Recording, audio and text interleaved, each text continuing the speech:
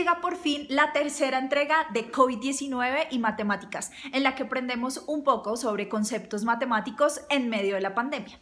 Antes de empezar a hablar del ahora ya famoso crecimiento exponencial y las escalas logarítmicas, vamos con los últimos errores matemáticos de los medios de comunicación. Empecemos.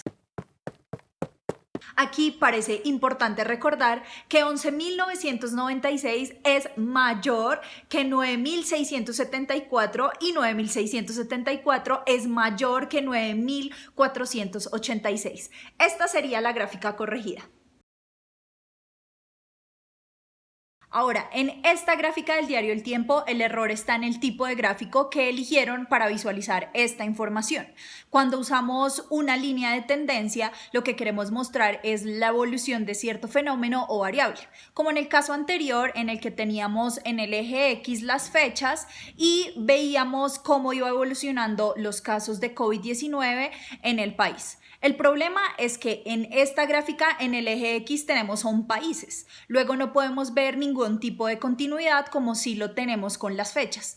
En este caso tendríamos que usar mejor una gráfica de barras para representar la información del porcentaje de alivios financieros por países en Latinoamérica. Ahora sí veamos de qué se trata eso del crecimiento exponencial. Lo primero es que empecemos diciendo que todo lo que crece no crece de manera exponencial. También hay crecimiento lineal, logístico, logarítmico y todas sus variaciones. El tipo de crecimiento más conocido es el crecimiento lineal. Este podemos verlo, por ejemplo, con los frutos de los árboles. Hoy tenemos 3 manzanas, mañana 6, pasado mañana 9 y así sucesivamente. Por el contrario, el crecimiento exponencial sí se acelera con el tiempo. El concepto fundamental del crecimiento exponencial es que a medida que pasa el tiempo, la variable, ya sea la población de infectados, población de conejos o población de bacterias o deudas, crece más y más rápido a medida que pasa el tiempo conforme se va haciendo más y más grande. Esto es muy importante porque para muchos no es muy claro cómo se comporta el crecimiento exponencial y esto hace que, por ejemplo, préstamos o créditos con condiciones de este tipo se vean inofensivos y luego quiebren a la gente. Por eso es tan importante que entendamos bien el tipo de crecimiento exponencial para que seamos menos vulnerables a este tipo de préstamos desfavorables que lo que hacen es que la deuda aumente más y más a lo largo del tiempo. Ahora sí hablemos de COVID-19 y crecimiento exponencial. El problema de este virus es que la población infectada tiende a crecer de manera exponencial. Entonces, por ejemplo, si hoy tenemos 10.000 casos, en 2 días podríamos tener 20.000 casos, en 4 días 40.000 casos y en 6 días ya no tener 60.000 casos, sino 80.000 casos. En 20 días ya tendríamos 1.000.000 de casos.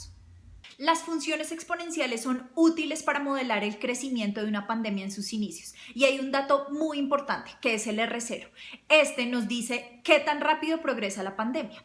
Ese R también lo podemos calcular en otro punto del tiempo y nos dice el número promedio de personas que contagia una persona infectada en el lapso de tiempo que permaneció infecciosa.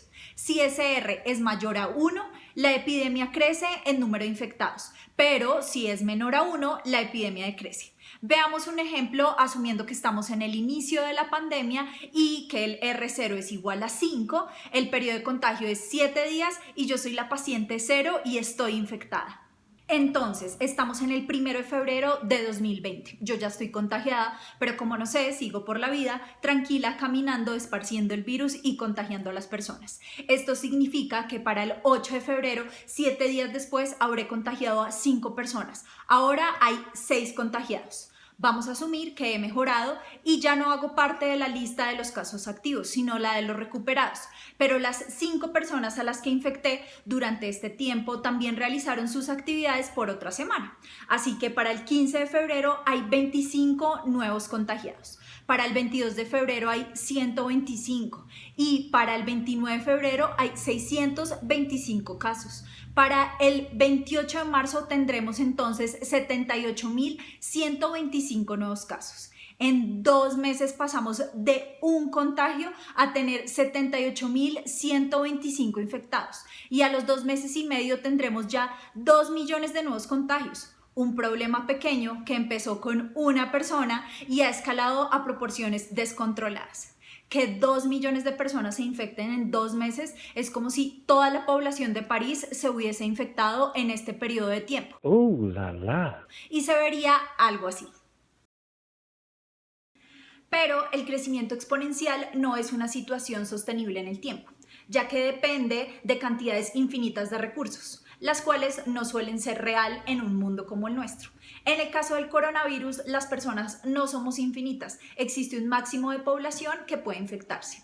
Es decir, el crecimiento exponencial puede ocurrir durante un tiempo, pero cuando el número es lo suficientemente grande, los recursos empiezan a agotarse, lo que desacelera la tasa de crecimiento. Finalmente, el tamaño de la población se nivelará o se estabilizará, lo que produce una gráfica en forma de S. Esa S nos lleva a hablar del crecimiento logístico, que es justamente eso, un crecimiento inicial acelerado y luego una desaceleración y estabilización que puede verse como en esta gráfica. Un ejemplo del crecimiento logístico es el de la levadura, con el que se hace el pan y la cerveza, el cual es un hongo microscópico y su crecimiento puede verse como el de una curva en S. Aquí se puede ver cómo el crecimiento de la levadura es casi exponencial, pero luego se estabiliza cuando la población alcanza el límite de nutrientes disponibles. Es decir, en el punto que se agotan los recursos se estabiliza la población. No hay ya qué comer, no hay cómo seguir creciendo. Una vez más, para no alargar más este video, en el siguiente vamos a hablar de cómo representan la información y los datos del coronavirus en las diferentes escalas. Por ejemplo, la escala logarítmica o la escala lineal. Por ahora, si les gustó este video, no olviden compartir, darle like, comentar y suscribirse. Nos vemos pronto en el siguiente video. ¡Chao!